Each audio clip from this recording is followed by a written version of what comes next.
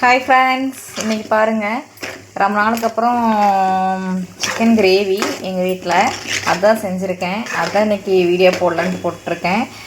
ரொம்ப நாள் ஆச்சு நான் வீடியோ போடுறதுக்கு ஒரு இன்ட்ரெஸ்ட்டே இல்லாமல் போயிட்டுருக்கு. அதனால் நான் வீடியோவே போடுறதில்ல ஃப்ரெண்ட்ஸ்.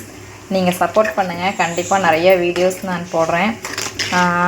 சிக்கன் கிரேவி இந்த மாதிரி செய்கிற மாதிரி இருந்துச்சுன்னா கண்டிப்பாக எனக்கும் சொல்லுங்கள். உங்களுக்கு சிக்கன் எந்த அளவுக்கு பிடிக்கும், எந்த அளவுக்கு ஹெல்த்துங்கிறதும் என்கிட்ட சொல்லுங்கள் ஃப்ரெண்ட்ஸ்.